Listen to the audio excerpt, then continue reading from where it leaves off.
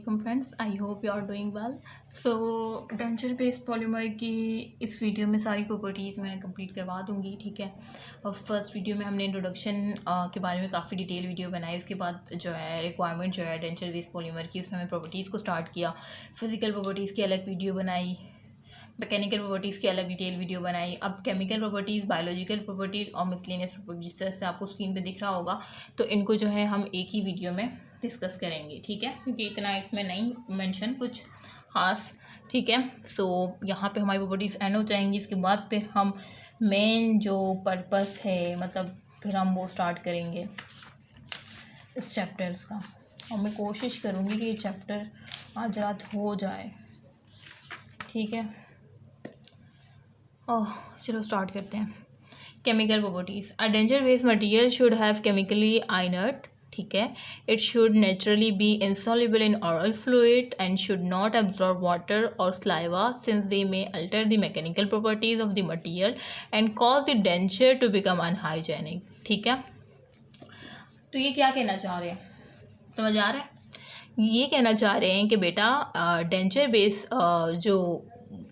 जो होना चाहिए शुड बी, मतलब ये सारी आइडियल प्रॉपर्टी डिस्कस हो रही है कि इस तरह से होना चाहिए, ये होना चाहिए, वो होना चाहिए, ठीक है। सो मैं ये कह रही है कि शुड बी केमिकली आइनेट, मतलब वो केमिकली आइनेट होना चाहिए, ठीक है, डेंचर बेस हमारा। और मतलब किस तरह से कि वो जो है मतलब शुड नेचुरली भी इंसॉल्युबल हो, ओरल फ्लूइड में जो है इंसॉल्युबल हो, और ना वो एब्जॉर्ब करे वाटर को, ना ही वो स्लाइवा को एब्जॉर्ब करे, क्योंकि अगर वो एब्जॉर्ब करेगा और स्लाइवा को एब्जॉर्ब करेगा, वाटर को एब्जॉर्ब करेगा, अगर वो सॉल्युबल होगा ओरल फ्लूइड में, तो क्या हो सकता है, तो फिर चेंज हो जाएगी ना मैकेनिकल प्रॉपर्टीज़ ही चेंज हो जाएगी डेंचर बेस की। अगर वो केमिकली आइनेट नहीं होगा तो फिर वो क्या करेगा, उसकी मैकेनिकल प्रॉपर्टीज़ ही चेंज हो जाएगी मटीरियल की, और फिर क्या होगा, डेंचर जो है वो अनहाइजेनिक हो जाएगा, मतलब अनस्टेबल हो जाएगा, ठीक है। सो इस वजह से हम कह रहे हैं कि डेंचर बेस को केमिकली आइनेट होना चाहिए ताकि वो ऑरल फ्लूइड में सॉल्युबल ना हो, इनसॉल्युबल हो, और वो क्या हो, ना ही वाटर हो ना ही स्लाइवा को अपटेक कर सके, क्योंकि इससे उसकी क्या हो सकती है, मैकेनिकल प्रॉपर्टी जो है वो चेंज हो सकती है, अल्टर्ड हो सकती है, अल्टर मीन चेंज हो सकती है, ठीक है। और जिसकी वजह से डेंचर हमारा अनहाइजेनिक, अनस्टेबल हो सकता है। सो आई होप कि समझ आ गए हो। सबसे ईजी तो यही था। सबसे ज़्यादा जो मेरी एनर्जी भी थी ना, वो मैकेनिकल प्रॉपर्टीज़ जो है ना उसमें खा चुकी थी। सो ये तो काफ़ी ईजी है। अच्छा, biological properties. In the unmix और uncured states of the denture based material should not be harmful.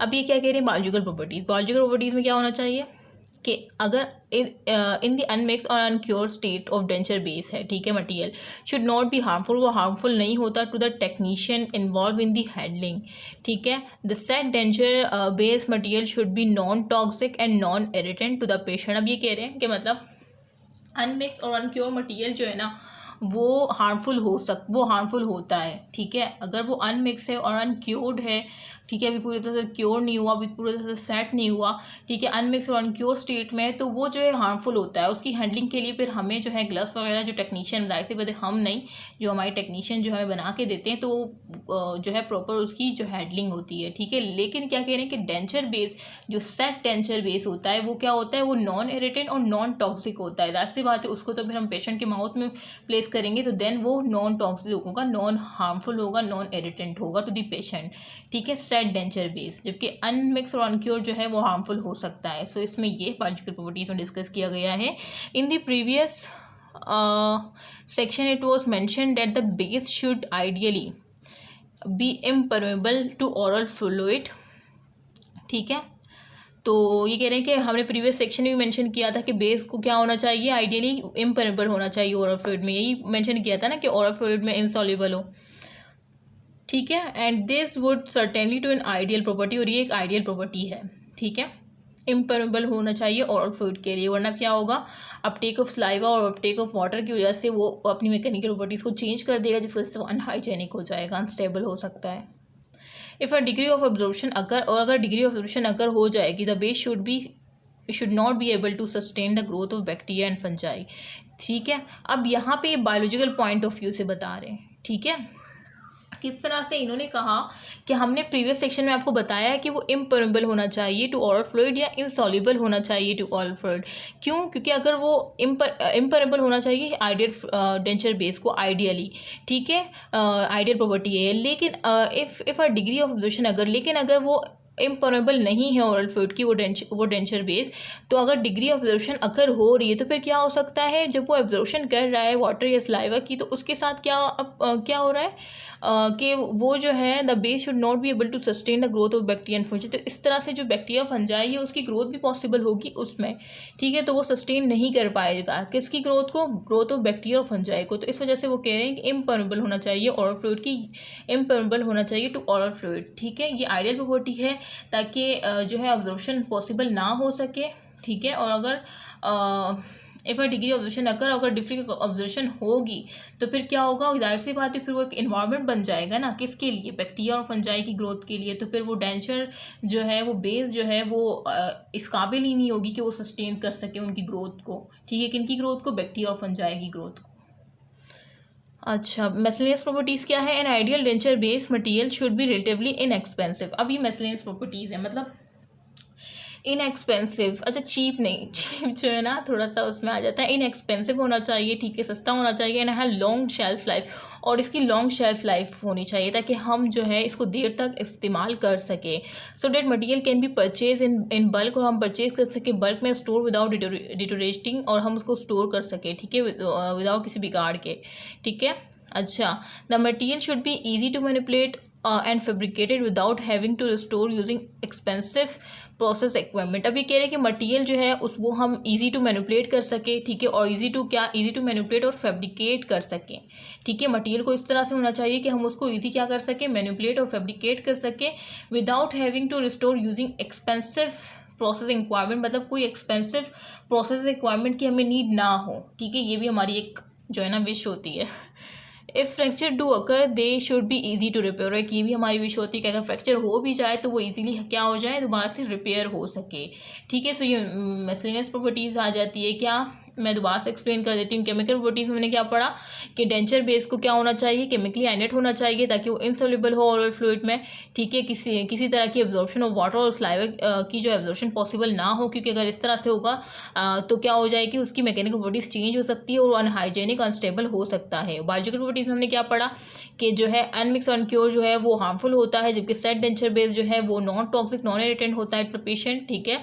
अच्छा, और उसके बाद ये हमने ये पढ़ा कि इम्परमेबल टू ओरल फ्लूइड होना चाहिए, क्योंकि अगर इम्परमेबल टू ओरल फ्लूइड नहीं होगा, ऑब्जॉर्प्शन अगर होगी तो फिर क्या होगा, वहाँ पे ग्रोथ ऑफ बैक्टीरिया और फंजाई के लिए इन्वायरमेंट बन जाएगा, और वो डेंचर बेस जो है सस्टेन जो है मतलब वो एबल ही नहीं होगा कि वो सस्टेन कर सके उनकी ग्रोथ को, ठीक है, बैक्टीरिया और फंजाई की ग्रोथ को, ठीक है। और मिसलेनियस प्रॉपर्टीज़ में क्या पढ़ा कि इनएक्सपेंसिव होना चाहिए, लॉन्ग शेल्फ लाइफ होनी चाहिए ताकि हम उसे देर तक जो है इस्तेमाल करते रहें और परचेज़ कर सकें ना बल्क की फॉर्म में। अच्छा, उसके बाद हमने क्या कहा कि हम तीसरी हमारी क्या ख्वाहिश होती है कि हम उसे ईजी टू मैनिपुलेट कर सकें, फैब्रिकेट कर सकें, ठीक है, without using expensive processing requirement के, ठीक है।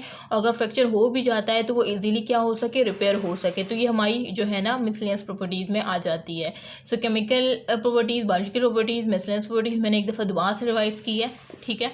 सो ये जो है काफ़ी इसमें एनर्जी खर्च होती है एक चीज़ को बार बार रिपीट करना, पढ़ाना, ठीक है। ये सब मैं आप लोग के लिए कर रही हूँ ताकि आप लोग जो है इंटरेस्टिंग वे में जो है पढ़ सकें, ठीक है, क्योंकि कुछ स्टूडेंट जो है जब आप उसको दोबारा से रिवाइज़ करवाते हैं तो तभी वो सही से गेन कर पाते हैं, और वैसे भी ऐसा ही होना चाहिए तरीका।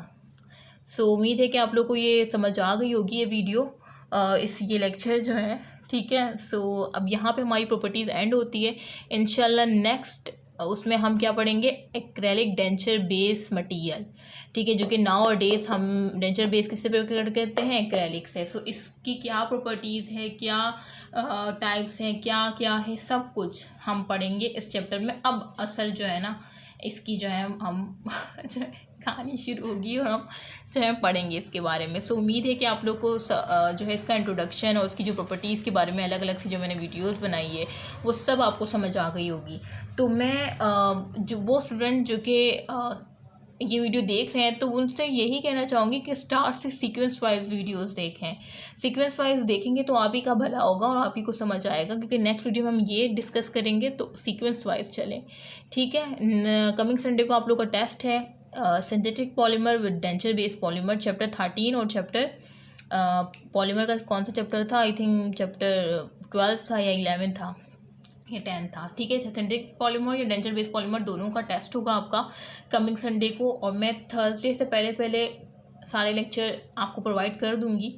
और ये जो है मैं बिल्कुल नॉन स्टॉप जो लेक्चर अपलोड कर रही हूँ ना, ये आप लोग के लिए कर रही हूँ ताकि आप लोग जो है थर्सडे से पहले सारे लेक्चर देख सकें।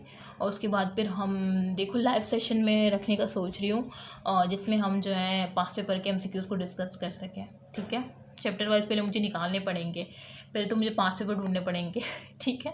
सो इंशाल्लाह कर लेंगे, पहले तो ये वीडियोस मुकम्मल हो जाए। सो अगर आपको ये वीडियो अच्छी लगी और आप लोग चाहते हैं कि आप लोग के साथ 5 पेपर लाइव सेशन में डिस्कस किए जाएँ, ठीक है, सो आप कमेंट करके मुझे अपनी राय बता सकते हैं, क्योंकि इस तरह से जो है मुझे समझ नहीं आ रहा कि आप लोग क्या चाहते हैं, ठीक है। मैं आप लोग को इतने अच्छे अच्छे आइडियाज़ बताती हूँ और आप लोग का जो है कोई रिस्पांस नहीं आता। तो अगर इसी तरह से रहा तो फिर मैं इसको स्टॉप कर दूँगी, क्योंकि मेरे ज़िम्मे ना बाकी स्टूडेंट्स की ज़िम्मेदारी भी है, तो मुझे उनको भी देखना होता है। तो अच्छा है एक तरफ से तो बोझ कम हो जाए ना।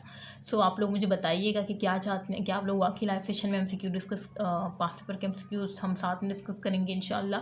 और ये वीडियोस सीक्वेंस वाइज देखें, और अगर आपने अभी तक चैनल सब्सक्राइब नहीं किया तो चैनल को सब्सक्राइब करें और हर वीडियो को लाइक करें। लाइक करने से ये होगा कि मुझे पता चल सकेगा कि आया आप लोग को ये वीडियो पसंद भी आ रही है या नहीं, ठीक है।